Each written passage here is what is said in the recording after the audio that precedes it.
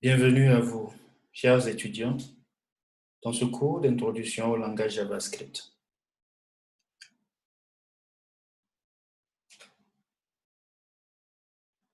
Nous allons aborder dans cette partie les concepts de base du langage de JavaScript. Comme objectif de cette partie, l'étudiant doit définir les caractéristiques du langage JavaScript, installer l'éditeur de code Visual Studio Code, insérer du code JavaScript dans une page HTML et interpréter les structures de contrôle. Le cours est structuré autour des généralités, de comment débuter en JavaScript, les variables et les structures de contrôle. JavaScript est l'un des langages de programmation du web. Parmi les plus célèbres, nous avons Java EEE, Java Enterprise Edition. Nous avons PHP qui est répandu.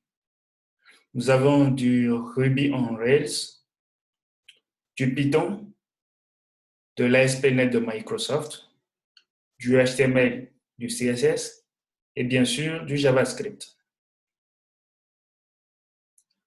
Alors, JavaScript fait partie de la triade des technologies que tous les développeurs web doivent apprendre.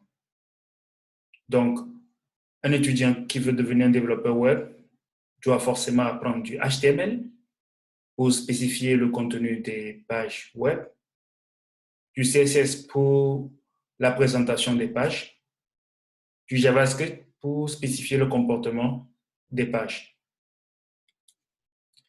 JavaScript est à la base un langage côté client standardisé par l'ECMA sous le nom de ECMAScript. Mais de nos jours, le JavaScript est aussi utilisé côté serveur avec les applications sous Node.js, par exemple. Voilà l'une des standardisations du JavaScript appelée EMAScript 5.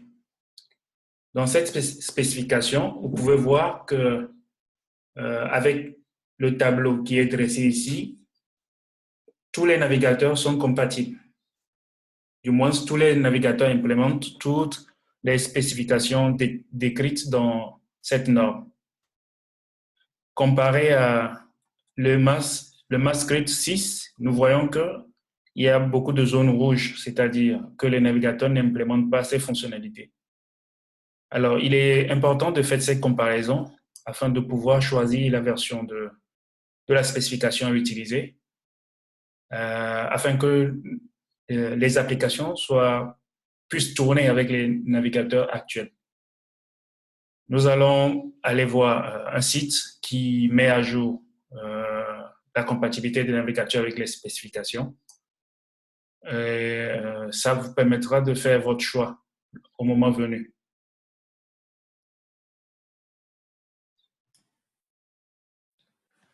Ce site que vous voyez là, dont l'URL est spécifiée dans le navigateur, cangas.github.io, met à jour la compatibilité des navigateurs par rapport aux spécifications. Si nous prenons le EMAScript 5, vous verrez que là, dans la partie Desktop Browser, pour dire navigateur d'ordinateur, vous verrez que tous les navigateurs sont presque compatibles avec les spécifications. Nous avons IE 11 ici, nous avons le Edge 15, Edge 16, ainsi de suite. Nous avons Firefox qui est là. Nous avons Chrome. Vous voyez que si vous utilisez la spécification ES 5, tous les navigateurs actuels pourront interpréter votre code JavaScript. Par contre, si nous prenons la 6, vous verrez là qu'il y a plein de zones rouges. Du coup, ce n'est pas vraiment une bonne idée de partir sur la 6 pour le moment. Donc, vous pouvez revenir ici de temps en temps, voir si les choses ont évolué et voir les nouveaux standards qui sont implémentés, la 2016 plus par exemple, et comparer. Ça vous permettra de faire le choix de la spécification à suivre.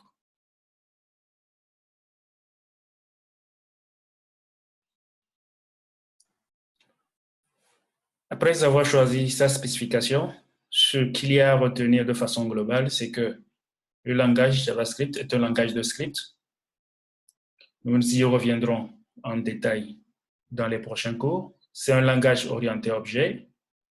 C'est un langage interprété par le navigateur, qui est le client. Il peut être aussi utilisé côté serveur et il est standardisé par le SMA sous le nom de ECMA Script. Une chose aussi importante, c'est de faire la distinction entre JavaScript et le langage de programmation Java. Nous reviendrons sur toutes ces caractéristiques plus en détail dans les autres cours.